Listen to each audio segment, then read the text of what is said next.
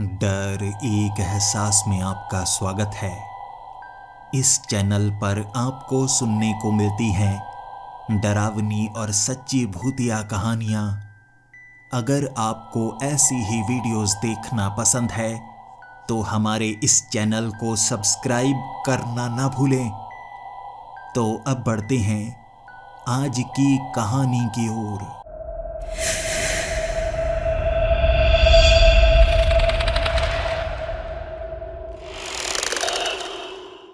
इस बड़े शहर में मैं बड़े बड़े सपने लेकर आया था। सोचा था मैंने कोई बड़ा काम करूंगा और अमीर हो जाऊंगा। बचपन मैंने गरीबी में गुजारा, और ऐसी गरीबी कि हमारे घर में सिर्फ एक वक्त की रोटी बना करती थी, उसमें भी गुजारा किया करते थे। लेकिन मैंने माँ को वादा किया था, जब मैं बड़ा हो जाऊंगा ना, शहर में ऐसा काम करूंगा, ढेर सारे रुपए कमा पाऊंगा। जब मैं बड़ा हुआ, यही सपने लेकर मैं शहर आ गया था। लेकिन धीरे धीरे सपने टूटते चले गए। अच्छा काम मिल नहीं पा रहा था, ज्यादा मैं पढ़ नहीं पाया। घर में बहुत ज्यादा गरीबी थी ना, इसी कारण पढ़ना मुश्किल हो गया था। और यहां बिना पढ़े कोई अच्छा काम मिल नहीं पा रहा। ऐसा लगने लगा था जैसे रुपए कमाने बहुत ज्यादा मुश्किल है। और शहर में महंगाई इतनी कि जितने रुपए मैं कमाया करता था, सभी के सभी खर्च हो जाया करते थे। फिर भी मैं उधार नहीं मांगता था, जैसे गुजारा कर पाता वैसे किया करता। कुछ रुपए जोड़ने की कोशिश करता, और जब गांव में माँ के पास जाता ना, माँ के हाथ में कुछ रुपए रखता और कहने लगता, माँ कमाई तो अच्छी हो रही है, लेकिन वहां महंगाई है और मुझसे मेरे दोस्तों ने ना उधार ले रखा है, इसीलिए मैं ज्यादा रुपए नहीं लेकर आया, बस इतने लेकर आया हूं। मेरी माँ खुश हो जाती और मेरी आंखों में देखकर कहती, तुम अच्छे काम कर रहे हो, देखो किसी को हो सकता है हमसे ज्यादा रुपयों की जरूरत हो। दोस्तों की मदद कर रहे हो तो इसमें कोई परेशानी नहीं है। लेकिन मैं अपनी माँ को कैसे बताता कि मैं किसी को उधार नहीं देता, मैं कमाता ही कम हूं। ऐसे ही मैं वापस शहर आ जाता। इस तरह मेरी जिंदगी बीतती जा रही थी। लेकिन एक परेशानी जो मेरी जिंदगी बदलने वाली थी, वो थी मेरे ऐसे दुश्मन बनने लगे थे जो मुझसे जलते थे। मैं बहुत ज्यादा मेहनत किया करता।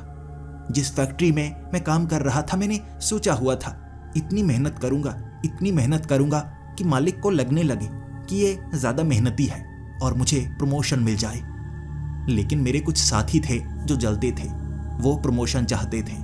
और यहाँ साल में सिर्फ 5 लोगों को प्रमोट किया जाता है, अलग अलग फैक्ट्रीज में भी भेज दिया जाता है। तनख्वाह भी 25% बढ़ जाती है, और मैं चाहता था मेरी तनख्वाह भी 25% बढ़ जाए। लेकिन उन्होंने चोरी का इल्जाम मुझ पर लगाकर मुझे ऐसा फंसाया कि उस फैक्ट्री से मुझे निकाल दिया गया। वहां से निकाले जाने के बाद धीरे धीरे जैसे जैसे समय बीतता गया, 15 दिनों में मेरे पास खाने पीने के लिए अनाज नहीं था, कुछ नहीं था, जेब खाली थी। और जिस किराए के मकान में मैं रहता था, किराया भी नहीं दे पाया था। वहां से मुझे निकलने के लिए कह दिया गया। 2 दिनों का वक्त दिया गया था। तब भी मेरे मन में कभी नहीं आया कि मैं किसी से उधार मांगू। 2 दिन कब बीत गए पता नहीं चला, और उन 2 दिनों में मैं खाना नहीं खा पाया था। पेट में दर्द होने लगा था, लेकिन फिर भी मुझे घर से निकाल दिया गया। मेरा सामान भी बाहर फेंका जा चुका था, और उस सामान को लेकर मैं कहां जाता। रोता गया, मैं बाहर ही बैठा हुआ रोता गया। और उस मकान मालिक के पांव पकड़कर मैं कह रहा था, कुछ दिनों का वक्त दे दीजिए, मुझे कोई ना कोई काम तो मिल ही जाएगा ना। लेकिन सारा सामान सड़क पर पड़ा हुआ था, और मैं काम ढूंढने के लिए शहर में भटक रहा था। रात के वक्त जब वापस आया, बहुत सारा सामान चोरी हो चुका था। कुछ कुर्सियां, टेबल और एक बड़ा सा बक्सा, बस इतना ही सामान तो मेरे पास था, वो भी चोरी हो चुका था। इसके बाद मुझे लगा, अब मैं क्या करूं, मेरी तो जिंदगी ही ऐसी है। पहली बार सड़क पर सोया था उस दिन मैं। उसके बाद जैसे सड़क पर सोने की आदत पड़ गई, भूखा रहना मेरे लिए आम बात हो गई थी। लेकिन अब 2 महीनों से मैं वापस घर नहीं गया था। माँ को कुछ रुपए नहीं दिए थे, माँ से बात भी नहीं की थी। बस सड़क पर मैं रोता रहता, भिखारियों की तरह पड़ा होता और अब तो मांगने की नौबत आ गई थी। लेकिन तब भी मैं किसी से मांग नहीं रहा था। एक रात जब तूफान आया था, बारिश बहुत ज्यादा हो रही थी। मेरे पास एक जैकेट थी। वो जैकेट मैंने अपने सर पर ओढ़ ली।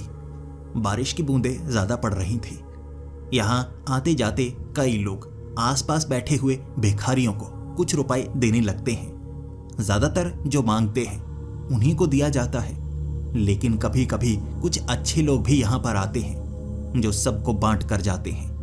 वो मुझे भी खाने के लिए कुछ ना कुछ दे दिया करते थे, लेकिन मैं खाना ले लेता था, रुपए कभी नहीं लेता था। मैं अंदर से खुददार था। बारिश की उस रात सभी भिखारी वहां से जा चुके थे। उनके पास कोई ना कोई आशियाना था, लेकिन मैं सड़क पर ही बैठा हुआ फुटपाथ पर आसमान की तरफ देख रहा, भगवान से पूछ रहा आखिर मैंने क्या गलती की है। तभी वहां से एक आदमी गुजर रहा।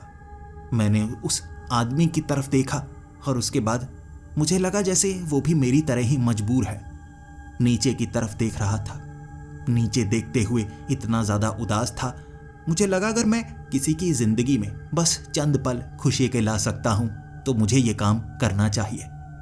खड़ा होकर मैंने उस आदमी को कहा था, डरना मत, जिंदगी में कोशिश करते रहना, मुश्किलें चाहे जितनी भी आए, अगर आप लड़ेंगे तो मुश्किलों को दूर कर सकते हैं।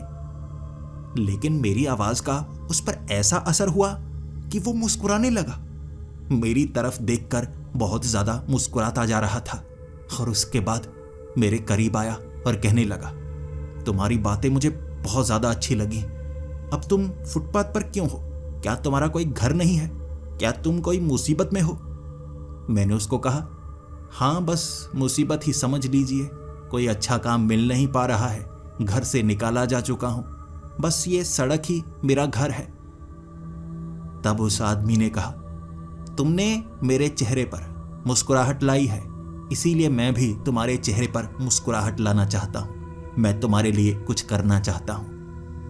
मैंने उस आदमी को कहा, जी नहीं, मुझे जरूरत नहीं है। अगर आप मुझे कुछ रुपए देंगे तो मैं वो कबूल नहीं करूंगा। खाने की चीज अगर आपके पास हुई भी, बारिश में वो भीग चुकी होगी, आप शायद ही मेरी कोई मदद कर पाएं। तब उस आदमी ने मेरी आंखों की तरफ देखकर कहा, खुददार हो तुम, लेकिन मैं तुम्हारी ऐसी मदद करूंगा कि तुम ना भी नहीं कर सकते। मैं उसकी बातें सुन रहा था, आखिर वो ऐसी कौन सी मदद कर सकता है। फिर उसने कहा, अगर मैं तुम्हें काम दूं तो सही रहेगा, काम में कमाई भी काफी ज्यादा हो सकती है तुम्हारी। अगर तुम हां करोगे तो मैं तुम्हें काम दिला सकता हूं। मैं जल्दी से खड़ा हुआ, हाथ जोड़े और कहा, जी बिल्कुल, ये मदद मैं ले सकता हूं, मुझे काम दीजिए, मैं दिल लगाकर पूरी मेहनत के साथ काम करूंगा। उस आदमी ने कहा, तो कल रात जैसे ही अंधेरा हो ये एड्रेस पर आ जाना। एक कागज पर कुछ लिखा हुआ था। वो चीज उसने मेरे हाथ में थमाई और आगे की तरफ बढ़ने लगा।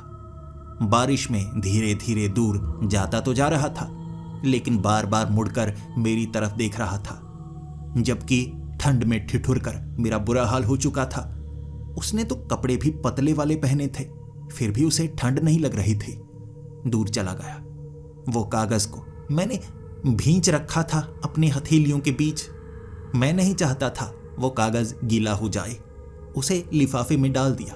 वो लिफाफा एक तरफ समेट दिया। वो रात गुजारना बड़ा मुश्किल भरा था। पूरी रात मुझे ठंड लगती रही और सुबह के वक्त मुझे थोड़ा सा बुखार हो चुका था। पानी जितना भी था वो जमीन में जा चुका था।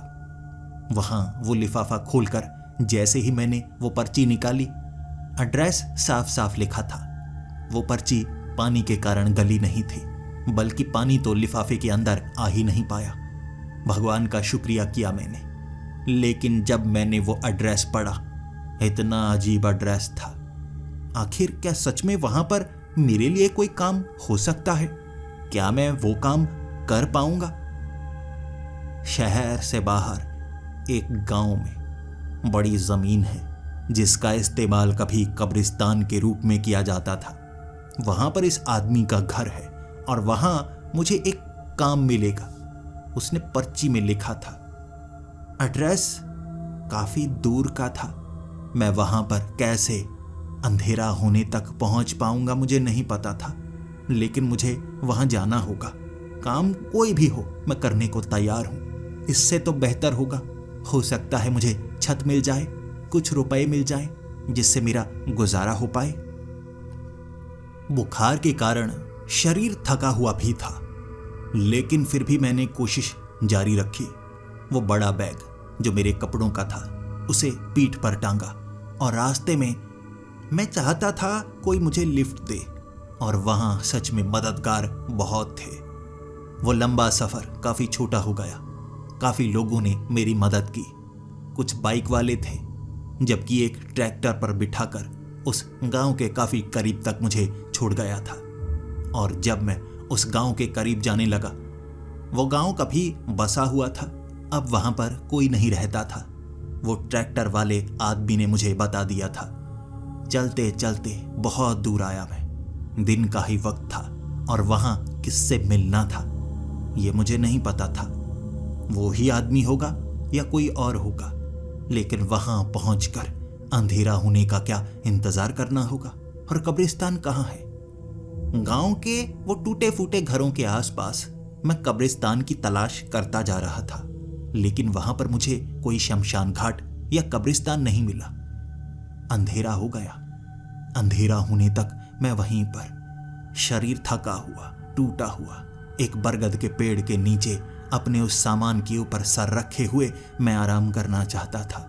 मुझे लग रहा था पता नहीं मैं उस आदमी से मिल पाऊंगा या नहीं, लेकिन यहां अगर मैं फंस गया तो मेरी मुसीबत ज्यादा बढ़ जाएगी, क्योंकि यहां तो खाना भी नहीं मिलेगा। पहले कभी कोई ना कोई खाना दे जाता था, लेकिन गांव में आखिर कौन खाना देगा जहां कोई रहता तक नहीं। उस अंधेरे में दूर से चलता हुआ एक आदमी नजर आया, जिसके हाथ में एक लालटेन थी, वही पुराने जमाने वाली लालटेन। उसमें जल रही आग ज्यादा दूर तक रोशनी नहीं कर रही थी। धीरे धीरे वो मेरे करीब आया।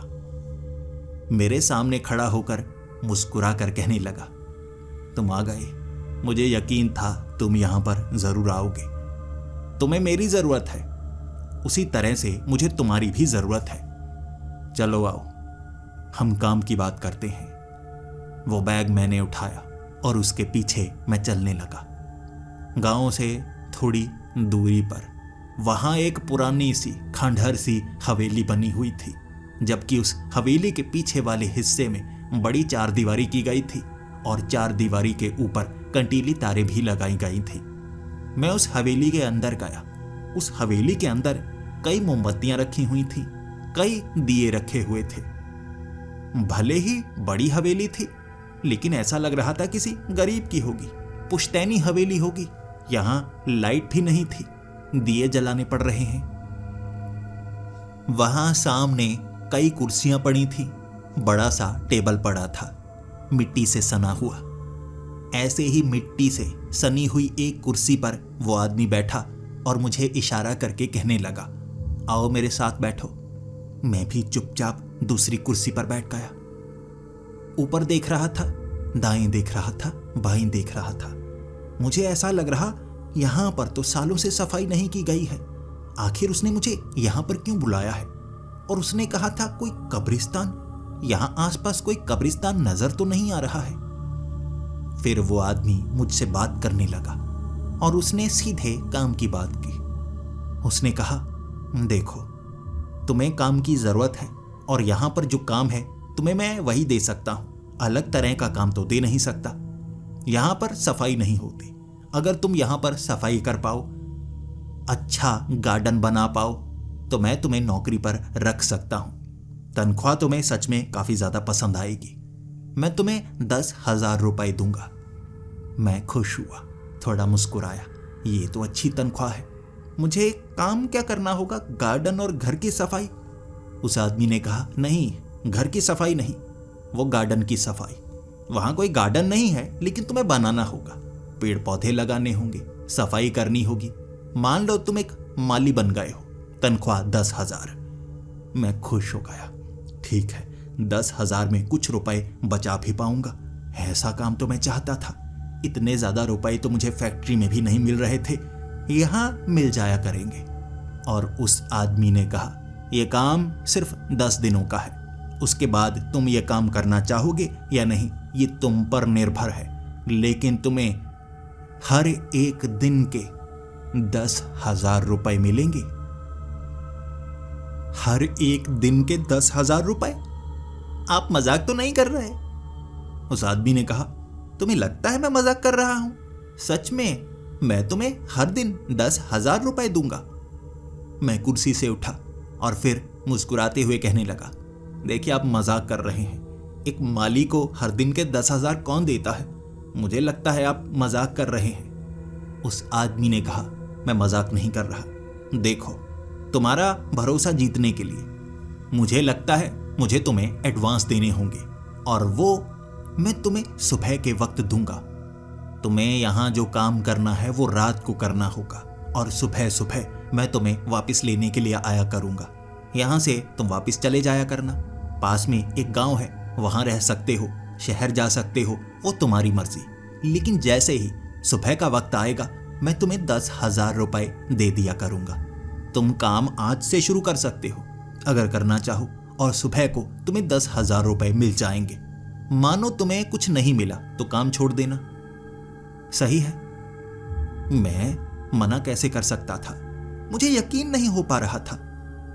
क्या यह सिर्फ 10 दिन का ही काम होगा?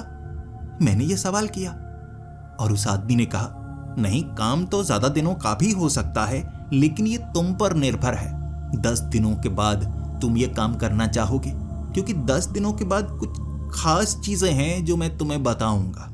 उसके बाद तुम ये काम करना चाहो तो कर सकते हो, लेकिन 10 दिन में भी कमाई अच्छी हो जाएगी। मुझे नहीं लगता 1 लाख रुपए तुम्हें 10 दिनों के कहीं और से मिलेंगे। बात सही थी, 10 दिनों के 1 लाख रुपए, और अगर यह काम मुझे मुश्किल लगा 10 दिन बाद छोड़ दूंगा। मैंने हामी भर दी, जी मैं तैयार हूं। तो ये सामान? उस आदमी ने कहा, यहां कई कमरे हैं, वहां रख देना, और याद रखना सीढ़ियां चढ़कर ऊपरी मंजिल पर मत जाना। ये खंडहर सी हवेली है ना, अब पता नहीं छत कैसी होगी। नीचे से तो ठीक ही है, ऊपर से कुछ परेशानी हो सकती है। नीचे किसी कमरे में तुम अपना सामान रख सकते हो, इसे अपनी ही हवेली समझो। साथ वाले कमरे में मैंने अपना सामान रखा, मिट्टी से सनी हुई हर एक चीज, लेकिन काम तो काम होता है ना।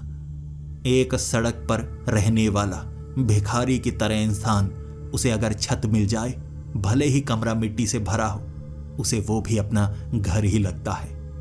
फिर मैं उस कमरे से बाहर आया। वो आदमी मेरे साथ चलने लगा और वो मुझे सबसे पीछे वाले दरवाजे के पास लेकर गया।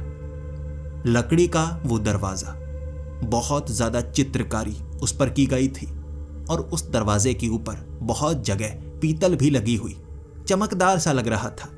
कभी थोड़ी थोड़ी चांदी लगी हुई भी लग रही, कभी थोड़ी थोड़ी पीतल भी मुझे दिख रही। उसने मुझे एक कपड़ा थमाया और कहा, जरा दरवाजे को साफ तो करना। मैं ये दरवाजे को साफ नहीं कर पाता, पीठ में थोड़ा दर्द रहता है ना। मैंने उससे कपड़ा पकड़ा, दरवाजे को अच्छे से साफ किया।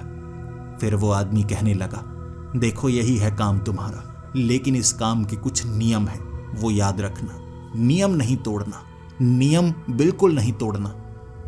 मैं इस दरवाजे के पार तुम्हारे साथ नहीं जाऊंगा। इस दरवाजे के पार सिर्फ तुम जाओगे, मैं पीछे से दरवाजा बंद कर लूंगा। आगे तुम्हें 4 दीवारी के अंदर बड़ा सा गार्डन नजर आएगा, और मैं झूठ नहीं बोलूंगा, ये सच है। किसी जमाने में यह कब्रिस्तान हुआ करता था। कब्रिस्तान के ऊपर मानो कि एक गार्डन बनाना है। रात के वक्त ही काम करना है।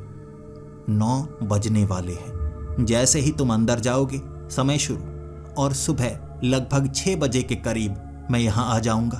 तुम दरवाजे के पास आ जाना, मैं दरवाजा खोलूंगा, तुम बाहर आ जाना। इस तरह से हर रोज तुम्हें काम करना होगा। बस याद रखना, 9 बजे से 6 बजे तक ना तो तुम दरवाजा खोल सकते हो, ना 4 दीवारी फांद कर यहां से बाहर जा सकते हो, वहां अंदर ही रहना है। और मैंने बताया ना, किसी जमाने में ये कब्रिस्तान हुआ करता था। भूतों से डरते तो नहीं हो? यहाँ कभी कभी ऐसे परछाइयां नजर आती हैं, भूत प्रेत नजर आते हैं, लेकिन तुम्हें कोई चोट नहीं पहुंचाएगा, कुछ नहीं करेगा, ये मैं वादा करता हूं। बस कुछ डर सकते हो तुम। मैंने कहा, डर सकता हूं? आपने तो काफी ज्यादा डरा दिया है। वो कहने लगा, डरो मत, देखो तुम्हें इस काम की जरूरत थी ना, मुझे भी सफाई की बहुत ज्यादा जरूरत थी, लेकिन मानो यहाँ इन नियमों का पालन करना ही पड़ेगा। ये खास जगह है और 10 दिन बाद मैं पूरा का पूरा सच तुम्हें बताऊंगा। अब 9 बजने वाले हैं, जल्दी करो जल्दी करो, मुझे भी बहुत खास काम है, मुझे अपनी बेटी से मिलने के लिए जाना है। मैंने उसकी बात मानी। जैसे ही वो लकड़ी का दरवाजा खोलकर मैं आगे गया, पीछे से उसने दरवाजा बंद कर दिया। बड़ी तेजी से दरवाजा बंद किया था। वहां चारों तरफ झाड़ियां ही झाड़ियां, कई पेड़ थे और देखने में साफ था यहां बहुत सालों से कोई आया नहीं है। कहां से करूं शुरुआत में? मेरे पास तो घास काटने के लिए भी कुछ नहीं है, झाड़ियों को काटने के लिए भी कुछ नहीं है। मैं पीछे मुड़ा, मन कर रहा था एक बार बात तो करूं, लेकिन तभी नियम याद आया। मैं 9 बजे से 6 बजे के बीच में ना दरवाजे को खोल सकता हूं, ना बाहर जा सकता हूं, रहना यहीं पर होगा। जितना मन करे उतना काम मैं करूंगा। मुझे लगा दरवाजा तो मैं खोल नहीं सकता और यहीं से शुरुआत करता हूं। झाड़ियां ये एक तरफ मैं रख दूंगा, ये ठीक रहेगा। मुझे पहले थोड़ा थोड़ा बुखार महसूस हो रहा था, लेकिन यहां की वो ताजी हवा, सच में शरीर मेरा तंदुरुस्त सा हो गया। फिर मैंने उन झाड़ियों को उखाड़ना शुरू कर दिया। धीरे धीरे हर एक झाड़ी को मैं उखाड़ रहा, दाईं तरफ दीवार के पास फेंके जा रहा। ऐसा मैं करता रहा। अगले 2 से 3 घंटों तक मैंने ये काम किया। आगे का हिस्सा साफ हो चुका था और जो जमीन थी अच्छे से सपाट की जा चुकी थी। अब ये आगे वाला हिस्सा तो साफ हुआ। यहाँ पर कुछ फूलों के पौधे लगाए जा सकते हैं। ठीक ही है, चलो कब्रिस्तान था तो कोई बात नहीं, अब तो ठीक ही है जगह। और मैं भूतों पर यकीन नहीं करता। यहाँ पर पौधे लगाऊंगा, आगे फूल भी लगाऊंगा, कुछ सब्जियां भी लगाई जा सकती हैं। पहले आगे घूम कर आता हूं। अब कितनी बड़ी जगह है, देखूं तो सही। दाईं तरफ वाली दीवार तो नजर आती है, बाईं तरफ वाली वो दीवार कितनी दूर तक है और पीछे वाला हिस्सा कितना बड़ा है, ये मुझे पता लगाना था। झाड़ियों को चीरता हुआ चलता चलता पीछे वाली दीवार की तरफ जा रहा था। सच में 4 दीवारी बहुत ज्यादा बड़ी थी। चलते चलते काफी समय हुआ, मुझे थक गया तो मैं एक पेड़ के पास बैठ गया। सोचा मैंने इस पेड़ पर चढ़ूंगा, दूर दूर तक देखने की कोशिश करूंगा। काम तो बहुत ज्यादा है, कह दूंगा उस आदमी को। अब ऐसा मत सोचिए कि मैं 10 दिन में इसे गार्डन बना दूंगा। अब ये 10 दिन वाला काम नहीं है, जगह ज्यादा बड़ी है। उस पेड़ पर चढ़ने के लिए जैसे ही पहली टहनी को मैंने पकड़ा था, पास से झाड़ियों के बीच से किसी के चलने की आवाज आई। ऐसा नहीं था ये कोई बिल्ली कुत्ता हो, क्योंकि यह चलने की आवाज बिल्कुल पैरों जैसी थी। यहां सूखी पत्तियां थी जिन पर कोई पैर रख रहा, और शायद उसी की ये आवाज हुई होगी। घबराया मैं, थोड़ा सा घबराया।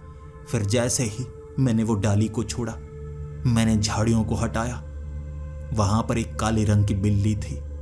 और ऐसी बिल्ली, ये कोई साधारण बिल्ली नहीं हो सकती। ये 2 फुट ऊंची बिल्ली थी, मेरे घुटनों तक आ रही, लेकिन बड़ी प्यारी। पूंछ हिलाती हुई मेरे करीब आई और नजरें झुकाई, मुझसे लिपटने लगी। एक पल के लिए तो मुझे लगा था ये काला तेंदुआ तो नहीं, लेकिन बिल्ली ही थी। मैंने उसे सहलाया और वो बिल्ली छलांगे लगाती हुई दूर चली गई। एक पल के लिए मैं डर गया था, सहम गया था।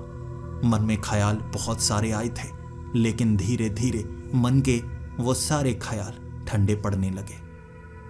वो रात मैंने इसी तरह से गुजारी थी। उस पेड़ पर मैं दोबारा चढ़ नहीं पाया। मैं वहीं पर बैठा रहा, थोड़ा और काम किया। बुखार था पहले मुझे, मैं ज्यादा काम करना नहीं चाहता था। मुझे लगा अब ठीक महसूस कर रहा हूं तो ज्यादा काम भी नहीं करूंगा। आगे वाली झाड़ियां हटा दी, बीच में एक रास्ता बना दिया इस पेड़ तक आने का, और कल मैं इस पेड़ से आगे निकलने की कोशिश करूंगा। वक्त 6 बजे का होने वाला था। मेरी वो छोटी सी घड़ी मुझे ये बता रही 6 बजे से 5 मिनट पहले मैं दरवाजे के बिल्कुल सामने। उसने नियम बताया था 9 से 6। मैं 6 बजे से 1 मिनट भी पहले वहां दरवाजा खोलने वाला नहीं। नियम का पक्का हूं, ईमानदार हूं, खुददार हूं। जैसा बताया जाए वैसा ही करूंगा, और देखते हैं 10,000 रुपए मिलते हैं या नहीं। काम तो थोड़ा किया मैंने, पता नहीं उसने वादा तो किया था, चलो कम ही मिल जाए, 500-1000 मिल जाए तो बहुत होंगे। जैसे ही 6 बजे मैंने दरवाजा नहीं खोला, उस आदमी ने खुद ब खुद दरवाजा खोला और मैं मुस्कुराकर सीधा आगे बढ़ गया। जैसे काले रंग का पर्दा उस दरवाजे पर उस आदमी ने लगा दिया होगा। मैं उस पर्दे को चीरता हुआ वो गलियारे में पहुंचा और उसने दरवाजा बंद कर दिया। फिर मुस्कुराता हुआ मुझे देखकर कह रहा था, अपने हाथों को देखो, मैंने तुम्हारे हाथों में वो नोट पकड़ा दिए हैं। मैंने अपने हाथों को देखा, गड्डी 10,000 रुपए की मेरे हाथ में थी। कब उसने पकड़ाई पता ही नहीं चला। मैंने वो नोट हिलाकर देखे, असली नोट, वैसी ही सुगंध, और तब यकीन हुआ वो सच बोल रहा था।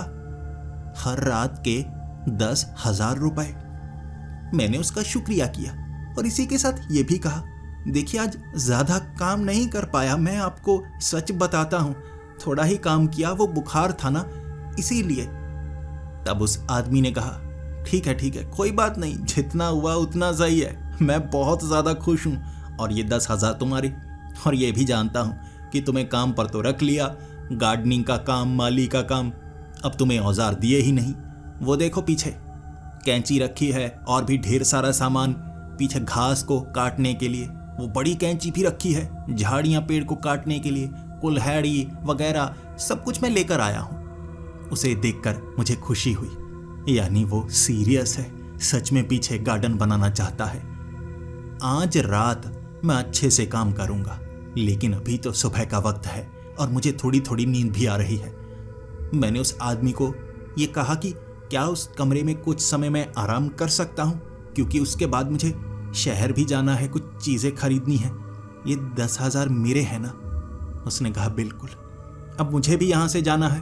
रात को मैंने अपना काम कर लिया, अब मुझे भी थोड़ा आराम करना है। मैं भी रात को ज्यादातर जागता हूं, दिन के वक्त आराम करता हूं, और मुझे डिस्टर्ब मत करना। मैंने हामी में सर हिलाया। उसने कहा था मैं जितना समय चाहूं यहां आराम कर सकता हूं, इस हवेली को अपना घर ही समझूं। मैंने सबसे पहले उस कमरे की अच्छे से सफाई की, पूरा कमरा साफ कर दिया। वहां एक अलमारी भी थी, मिट्टी से सनी हुई, सामान नहीं था उसमें, मैंने अपना सामान रखा। पूरा कमरा साफ कर दिया था, अब यहां पर रहा जा सकता था। रहने का खर्च तो ऐसे बच जाएगा, खाने का सामान आसपास से कहीं ले ही आऊंगा। बाकी दिन के 10,000 मिलेंगे और 10 रातों का काम है ये। देखते हैं आगे क्या क्या होता है।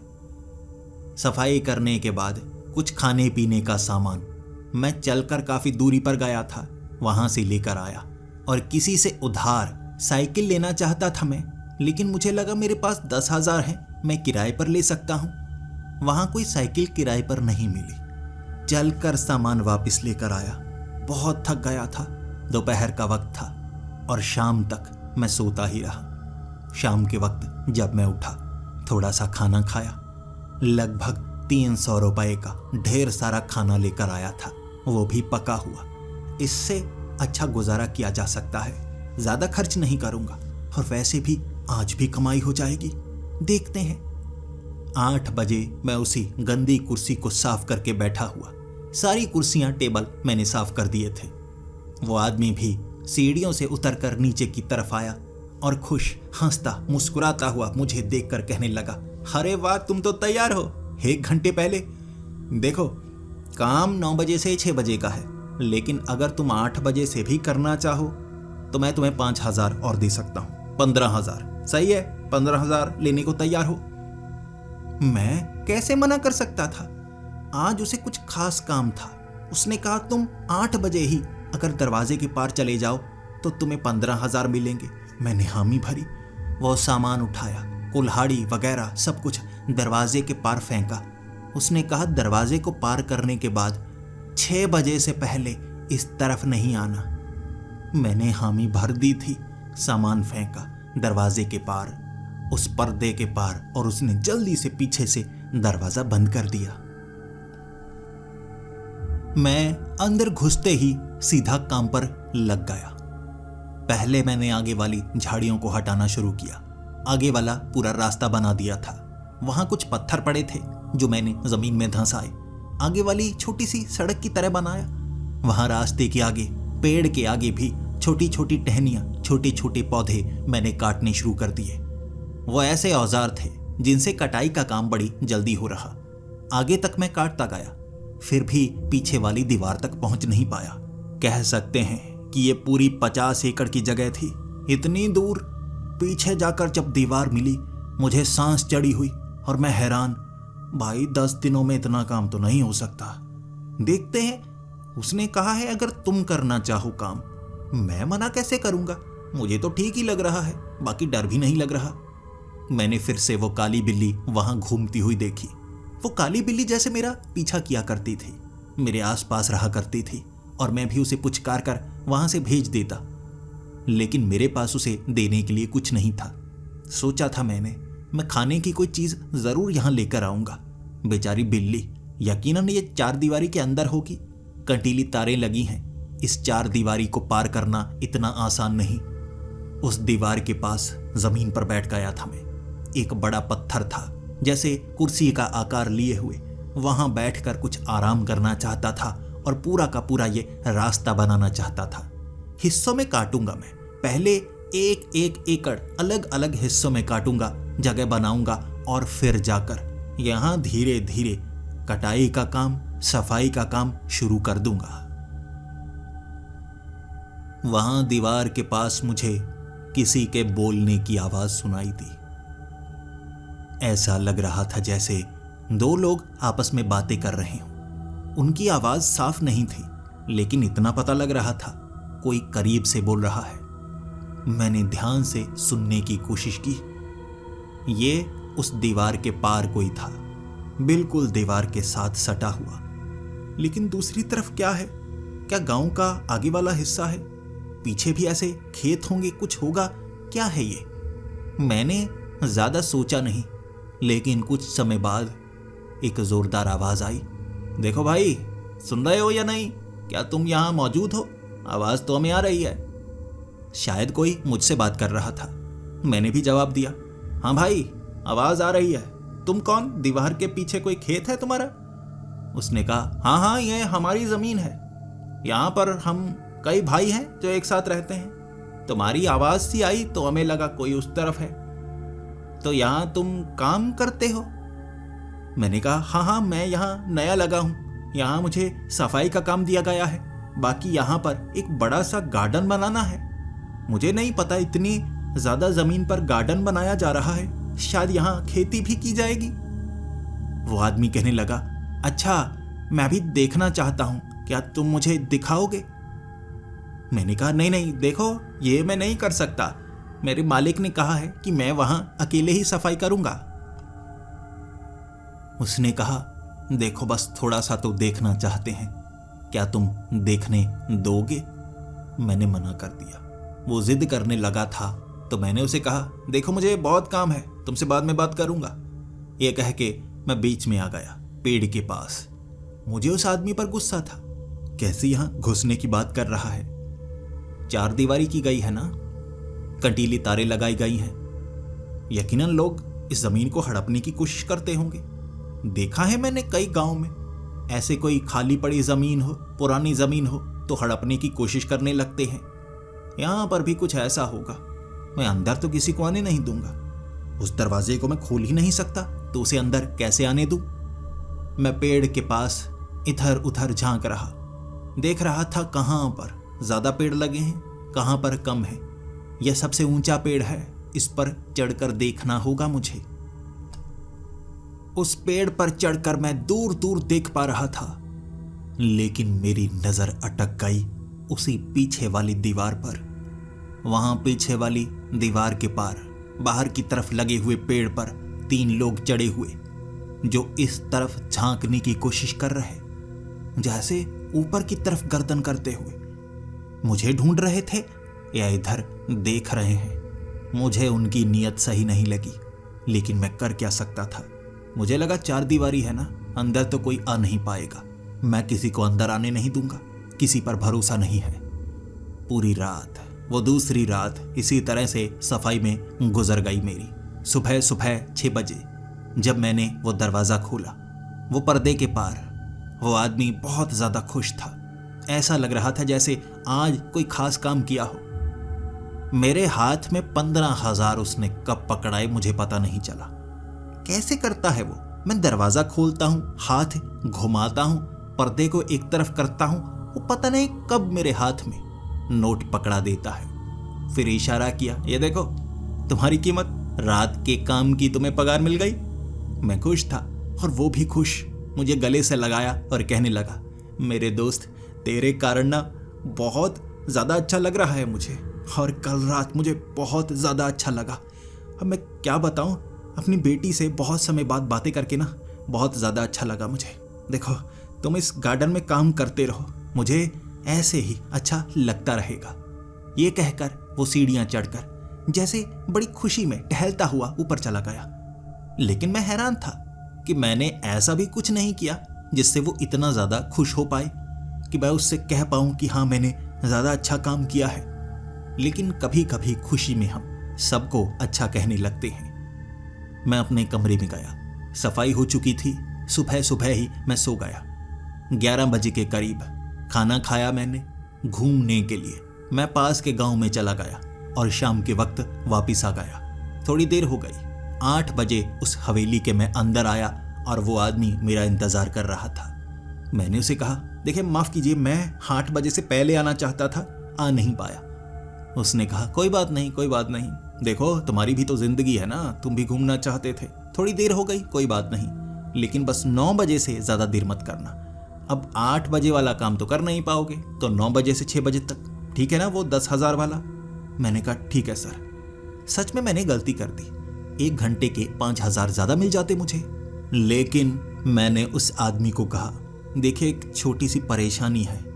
उसने कहा, बताओ बताओ क्या परेशानी है।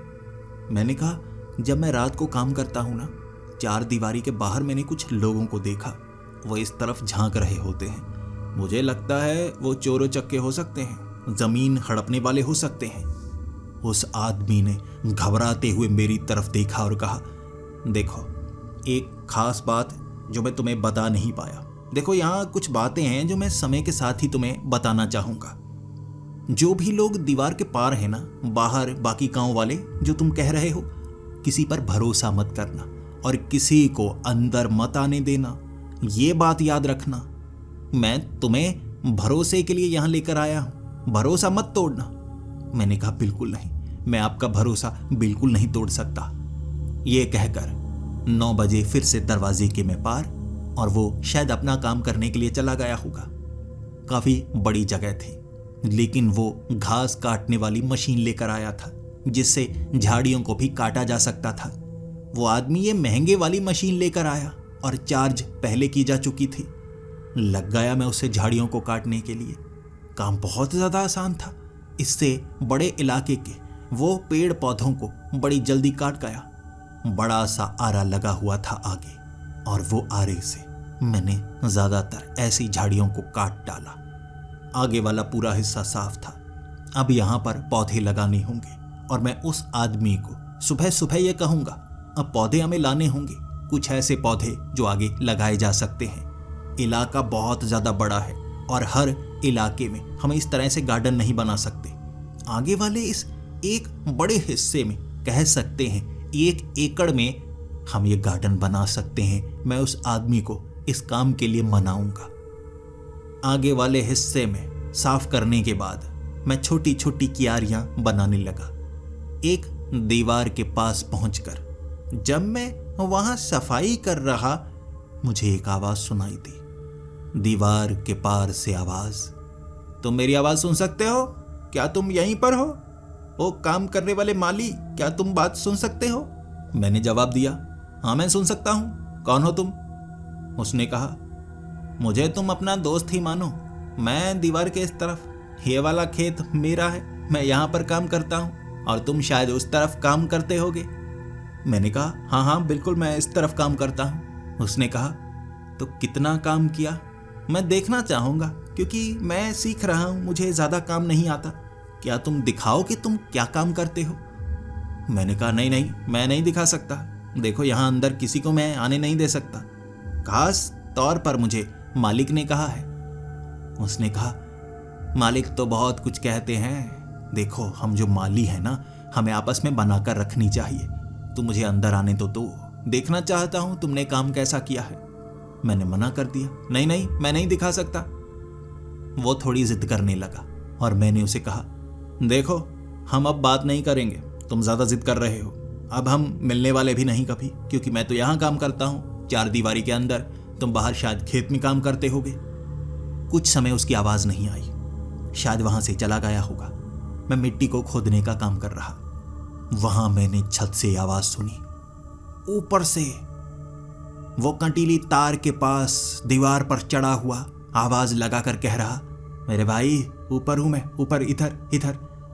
मैंने कहा, ओ पागल है तू, ऊपर क्यों चढ़ा?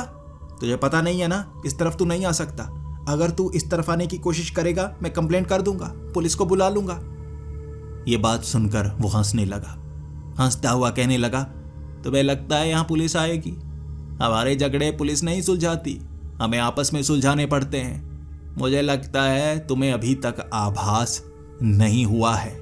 मैं उस पर गुस्सा होने लगा, उतरो उतरो दीवार से, नीचे उतरो। लेकिन वो उतर नहीं रहा था, मैं उसे नीचे कैसे उतारता। मैंने उसको कह दिया, अब मालिक को कंप्लेंट करूंगा, मालिक पुलिस से खुद ही बात करेंगे, तुम देखना बाद में। ये कहकर मैं वहां काम करने लगा। फिर मैंने उस दीवार पर चढ़े हुए कई लोगों को देखा। वो कटीली तार के पास कई लोग थे जो इशारों में मुझसे बात करने की कोशिश कर रहे। मुझे डर भी लग रहा था, लेकिन वो बड़ी कटीली तारें पार करना असंभव था, कोई पार नहीं कर सकता था। फिर भी हर कोई मुझसे कह रहा, मुझे अंदर तो आने दो, मुझे अंदर तो आने दो। मैं घबरा गया। सुबह तक मैंने वहां पर काम किया, लेकिन मेरी सांस अटकी रही। सुबह उस आदमी को मैंने ये पूरी बात बताई और वो कुर्सी पर बैठा हुआ मुझसे कह रहा, देखो अब कुछ और बातें हैं जो मैं तुम्हें बताना चाहता हूं। आज तुम्हारी चौथी रात होगी ना, तो तुम एक बात याद रखना, किसी पर भरोसा मत करना, और जो बाहर है वो अंदर आने की कोशिश करेंगे, तुम्हें किसी को अंदर आने नहीं देना है, और उनकी बातें ज़्यादा सुना मत करो। वो जो भी कहते हैं एक कान में डालो, दूसरे कान से निकालो, और कोशिश करो कि उनकी बात सुनना ही मत। जैसे ही कुछ बोले काट दिया करो, उनसे दूर निकल जाया करो।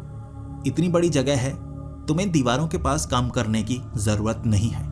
तुम ऐसा करो, बीच में काम करो, बीच वाले हिस्से में काम करो, ये ठीक रहेगा ना? मैंने हामी भरी। मैंने उसको कहा था, पुलिस को बुला सकते हैं, ऐसे आपकी ज़मीन के अंदर आने की लोग कोशिश कर रहे हैं, आपको पुलिस को बताना चाहिए। उसने कहा, मैं बात करूंगा, मुझे कई पुलिस वाले जानते हैं, कोई बात नहीं मैं देख लूंगा। देखो आसपास के लोग ना कुछ ऐसे हैं, क्रिमिनल, समझ सकते हो ना, वो बुरे लोग हैं, और कई बार पुलिस यहाँ आने से डरती है। मैंने उस आदमी को कहा, उसने भी कहा था कि हमारे जो झंझट होते हैं, हमारी जो परेशानियां होती हैं, उसमें पुलिस नहीं आती, हमें आभास नहीं हुआ। उसने कहा था, मुझे आभास नहीं हो रहा। वो आदमी थोड़ा घबरा गया और फिर कहने लगा, देखो उनकी बातों पर ज़्यादा ध्यान मत दो, मैंने तुम्हें कहा ना, तुम अपने काम पर ध्यान दो, और धीरे धीरे मैं हर बात बताता चला जाऊंगा। हर बात तुम्हें जल्द ही जानने की ज़रूरत नहीं है। बाकी तुम्हारे 10,000 हमारे हाथ में है। ऐसा करो, तुम शहर जाकर कुछ एंजॉय तो करो।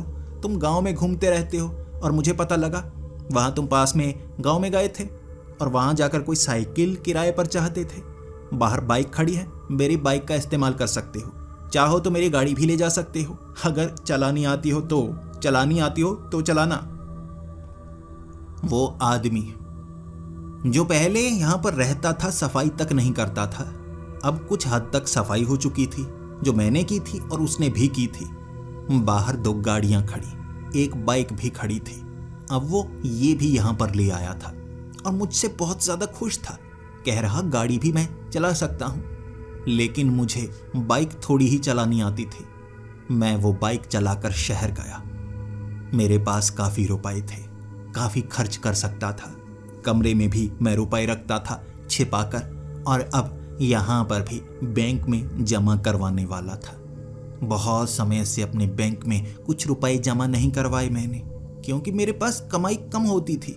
गांव जा नहीं पाता था। अब गांव जाऊंगा, ये काम करने के बाद माँ से मिलकर आऊंगा, फिर ये काम को लंबे समय तक करूंगा। ये सोचा हुआ था मैंने, और शहर में पहली बार एक रेस्टोरेंट में बैठकर कुछ खाना खाना चाहता था। भले ही इसमें मुझे 500 रुपए का खर्च करना पड़ता, एक बार का ही, लेकिन अच्छा खाना खाना मेरे लिए सबसे अच्छी बात थी। उस रेस्टोरेंट में मैं बैठा हुआ, अचानक मुझे खड़ा होना पड़ा क्योंकि पीछे आकर कोई और बैठने वाला था। तभी एक लड़की की नज़र जो मेरे पास से गुजर रही थी मुझ पर पड़ी, और मुझे देखकर एकदम हैरान सी हो गई। ऐसा लगा जैसे उसे झटका लगा हो, और फिर मुस्कुराकर मेरे साथ वाली उस कुर्सी पर बैठी। उस कुर्सी पर जैसे ही वो बैठी थी, मैंने उसको कहा, जी मैं आपको जानता हूं, आपके लिए ये सीट रिजर्व तो नहीं, ये टेबल। वो एकदम से घबरा गई, डर गई, फिर खड़ी हुई और कहने लगी, अरे माफ करना, मुझे लगा कि तुम कोई और हो, गलती हो गई, माफ करना। ये कहकर वो लड़की वहां से चली गई। लेकिन मुझे ऐसा लग रहा था जैसे वो मुझे जानती हो। ऐसे आकर बैठी थी, ऐसे मुस्कुराकर देख रही थी जैसे अभी मुझसे बात करना चाहती हो। लेकिन जैसे ही मैंने उसे बताया, उसे पता लग गया कि मैं कोई और हूं। हो सकता है मुझसे किसी की शक्ल मिलती हो। उस दिन मेरे साथ कई बार यह घटना हुई। कई लोग मेरे करीब आए, सर झुकाया मेरे सामने, जैसे मुझे जानते हो या कोई ऐसे को जानते हो जिसके साथ वो काम करते हो। वो मुझसे बात करना चाहते थे, लेकिन मैं वहां से बिना उन्हें पहचाने निकल गया। लेकिन ये बात मेरे मन में रह गई। उस रात फिर से मैंने वही काम किया था, और दीवारों पर चढ़े हुए वो लोग दूर से आवाजें लगा रहे, मुझसे बात करने की कोशिश भी किए जा रहे। मैं किसी से बात नहीं कर रहा था, लेकिन दूर से एक आदमी की वो आवाज, उसकी वो बातें, कुछ ऐसा लग रहा था जैसे वो मुझे कुछ बताना चाहता हो, और मुझे भी गुस्सा आ गया। उस आदमी ने ऐसा तो कहा ही नहीं कि इस मामले को मैं खुद नहीं निपटा सकता। पत्थर है मेरे पास, मारूंगा मैं पत्थर। वहां दीवार के पास जाकर मैंने हाथ में पत्थर लिया और मैं कहने लगा, देखो मैं पत्थर मारूंगा, सर खुल जाएगा, उतर जाओ नीचे, वरना इतनी ऊंचाई से पीछे की तरफ गिरोगे। मुझे नहीं पता पीछे क्या है, लेकिन मरने के चांस ज्यादा हैं। नीचे गिरोगे फिर सीधा ऊपर चले जाओगे। वो हंस रहे एक दूसरे की तरफ देखकर। वो आदमी मुझे देखता हुआ कहने लगा, मारो मारो पत्थर, ताकि तुम्हें भी सच पता लग जाए। मैंने पत्थर मारा, उसे पत्थर लगा ही नहीं। फिर मैंने पत्थर मारा, दोबारा नहीं लगा। 3-4 बार पत्थर मारा और ध्यान दिया मैंने, निशाना तो मेरा पक्का था, लेकिन पत्थर ही उसके आर पार चले जाते। फिर घबराया मैं। क्या हो तुम? कौन हो तुम? उसने कहा, तुम अब तक समझ नहीं पा रहे हो। मुझे लगता है तुम्हें आभास नहीं हुआ है या कुछ और गड़बड़ है। तुम यहां काम कर रहे हो या हमेशा यहां कैद रहते हो? मैंने कहा, कैद नहीं रहता, मैं बाहर भी जाता हूं। तब सब मेरे मुंह की तरफ देखने लगे, और फिर उसने कहा, सच जानना है? सच, हम में से कोई भी जिंदा नहीं है, हम सब के सब मरे हुए हैं। तभी तो हमारे आर पार पत्थर जा रहे हैं, लेकिन इस दीवार को हम पार नहीं कर सकते। बिना इजाजत के अंदर नहीं आ सकते। अंदर आने दो तो हम आना चाहेंगे, लेकिन याद रखना, तुम अगर सोच रहे हो तुम जिंदा हो तो ये भी सच नहीं है। मैं ऊपर से कुछ मारूं तुम्हें यकीन दिलाने के लिए, लेकिन भरोसा तो करोगे ना। मैंने उसकी बात नहीं मानी। मैं उससे दूर चला गया। वो कुछ मारना चाहता था, लेकिन मैं अपने शरीर पर पत्थर कैसे सह सकता हूं। बीच में काम किया। वो दूर से आवाजें लगाते रहे। मैंने उस आदमी को ये बताया और वो कहने लगा, मैंने तुम्हें कहा था ना, वो एक कब्रिस्तान है, बस किसी पर भरोसा मत करना। हो सकता है वो मरे हुए हों। तुमने पत्थर मारा, उनके आर पार गया। वो भूत हैं जो यहाँ भटकते हैं, लेकिन चार दीवारी के अंदर कोई तुम्हें नुकसान नहीं पहुंचा सकता। उन्हें अंदर मत आने देना। हो सकता है फिर नुकसान वो पहुंचा पाए, बस तुम उन्हें अंदर मत आने देना। मैंने उस आदमी से पूछा था, उन्होंने कहा कि तुम भी मरे हुए हो, इसका क्या मतलब है? वो आदमी हंसने लगा और फिर कहने लगा, क्या तुम्हें यकीन है तुम जिंदा हो? मैंने कहा, बिल्कुल, मैं जिंदा हूं। उस आदमी ने कहा, बस तुम्हें यकीन होना चाहिए, वरना भूत तो फंसाने की कोशिश करते हैं ना। उसकी बात पर यकीन किया मैंने। अगली कुछ रातों तक उन लोगों के पास नहीं गया, लेकिन हर बार कुछ अलग होता। कभी कई लोग दीवार के ऊपर होते, कभी कुछ कम, कभी तो बच्चे भी चढ़े हुए होते। मुझे बुलाने की कोशिश करते, लेकिन मैं यकीन नहीं करता। लेकिन अब मेरे मन में जैसे एक अलग सी सोच पनपने लगी थी। जानना चाहता था मैं, कहीं उनकी बातें सच तो नहीं, कहीं कुछ गड़बड़ तो नहीं, क्योंकि ऐसे काम के 10 से 15 हजार कोई क्यों दे सकता है? कुछ ना कुछ गड़बड़ तो चल रही है। उसके बाद मैं दीवार के पास था और वो आदमी हंसता हुआ कहने लगा, पता था मुझे कभी ना कभी मन में शंका तो जरूर आएगी। क्या तुम जानना चाहते हो सच? क्या सच जानना चाहते हो? मैंने कहा, हाँ, लेकिन बिना इधर आए। अगर तुम वहीं से कुछ बताना चाहते हो तो बता सकते हो। उसने कहा, बिल्कुल, वहीं से कुछ बताया जा सकता है। मैं जिंदा नहीं हूं, मैं मुर्दा हूं। चाहे तुम मारो या कुछ करो, मैं दीवार पार नहीं कर सकता। मुझे नहीं पता तुम उस दीवार के उस तरफ कैसे आ गए, लेकिन तुम भी जिंदा नहीं हो, क्योंकि हमें वही देख सकता है जो मुर्दा हो। मैं पत्थर मारकर एक बार पक्का करूं? मैंने कहा, ठीक है, लेकिन छोटा मारना। उसने छोटा पत्थर मारा, मेरे नहीं लगा। फिर कई बार पत्थर मारे, मेरे नहीं लगे। ध्यान से देखा मैंने, पत्थर मेरे आर पार चला गया था। ऐसा लगा मुझे जैसे मैं एक प्रेत आत्मा हूं। हाथ पांव फूल गए थे मेरे हाथ पांव। भागा मैं दरवाजे की ओर बड़ी तेजी से, लेकिन उस दरवाजे को खोल नहीं पाया। मुझे लग रहा था ये कैसी मुसीबत है। ऐसा तो नहीं मैं प्रेतों के चक्कर में फंसा और मारा गया। मरने के बाद किसी को पता नहीं लगता ना। बहुत चीखा था मैं, बहुत चीखा, लेकिन उस आदमी ने दरवाजा नहीं खोला था। शायद वो चला गया था। मुझे लगा था मैं बस यहां पर फंसा हुआ हूं, मुझे यहां से निकलना होगा। मैं भागा दीवार की तरफ, दीवार के ऊपर चढ़ने लगा। वो आदमी वहां से बोल रहा था, इस तरफ आने का कोई रास्ता बनाओ, इस तरफ आने का कोई रास्ता बनाओ। लेकिन मैं दीवार पर जब आधा ही चढ़ा था, उसके बाद मैंने देखा वही आदमी मुझे खींचकर नीचे उतार रहा। मुझे उससे डर लगने लगा था, बहुत ज्यादा डर। मैंने कहा, मैं मर गया हूं, तुमने मुझे मार डाला, तुमने मुझे मार डाला। कैसी जगह है ये, कैसी जगह है? वो आदमी मुझे पकड़ कर कह रहा, तुम्हें मुझ पर यकीन करना होगा। मैं तुम्हें पहले सच नहीं बता सकता था, तुम मेरी बात नहीं मानते, लेकिन तुम्हें सच जानना होगा और उसके लिए तुम्हें मेरे साथ चलना होगा। वो दरवाज़ा खुला है, उस तरफ दीवार के पार मत जाना। हो सकता है तुम उस तरफ जाओ और तुम्हें नुकसान हो। चलो मेरे साथ, तुम मरे नहीं हो, मुझ पर भरोसा करो।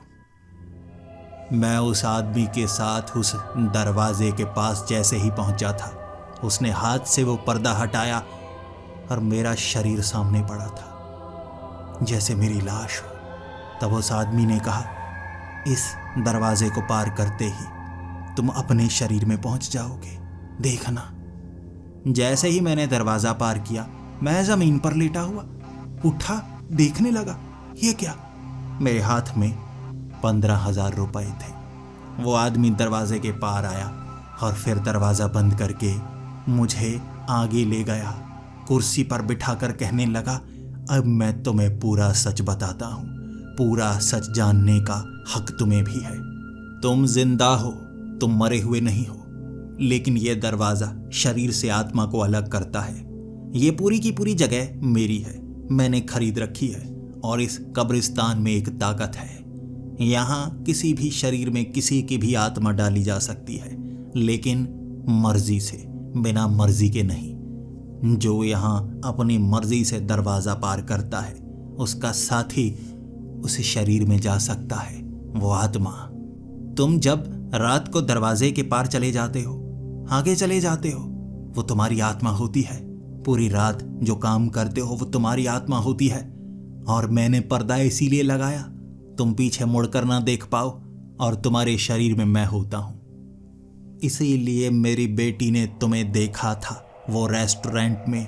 वो लोग जो तुम्हें मैं समझ रहे थे, वो तुम्हें मिले, क्योंकि तुम्हारे शरीर के साथ रात के वक्त मैं अपना काम भी देख रहा था।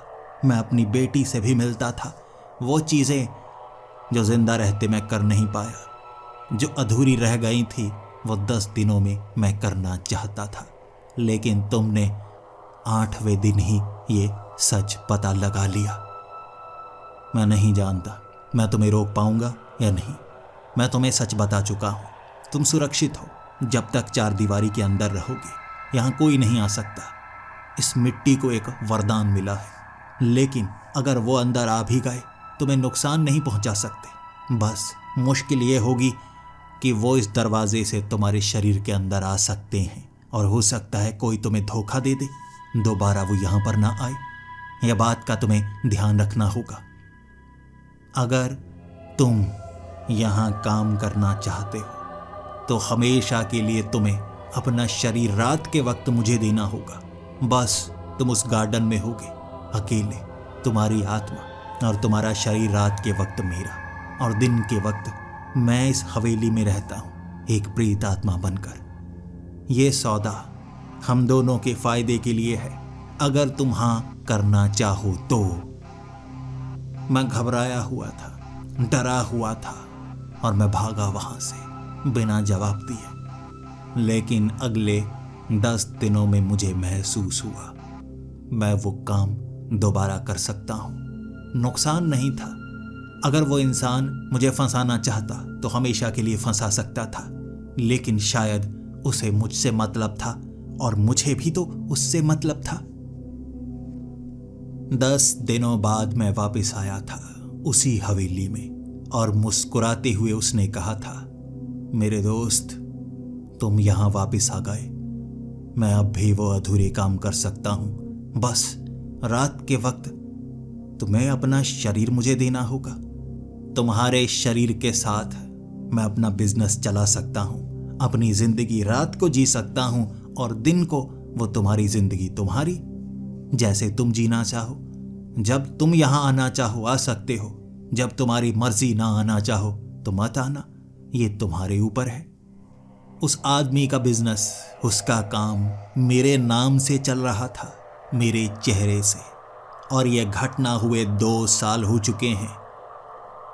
मैं एक बड़ा बिजनेसमैन कहलाया जाता हूं, लेकिन जब मिलता हूं लोगों से दूर हो जाता हूं, क्योंकि वो मैं नहीं जो मेरे शरीर में ये काम करता है। मैं अलग रहना पसंद करता हूं। लेकिन रात को वो बड़ा सा गार्डन, एकड़ों की वो ज़मीन जहां पेड़ ही पेड़, पौधे ही पौधे और सुंदर जगह मैंने बना रखी है, वहां गुजारता हूं वो रात, और दिन के वक्त अपनी जिंदगी जीने का पूरा मौका मिलता है। मिलते हैं मुझे लाखों महीने के, कभी कभी हर दिन के भी, क्योंकि मैं भी तो उस बिजनेस का मालिक हूं। यही थी शायद मेरी किस्मत, जिसे मैं दूर करने की कोशिश करता था। लेकिन मेरी जिंदगी बदली तो ऐसी बदली, और ये अजीब सी नौकरी जो मैं करता हूं वो शायद मेरे सिवा कोई ना कर पाए।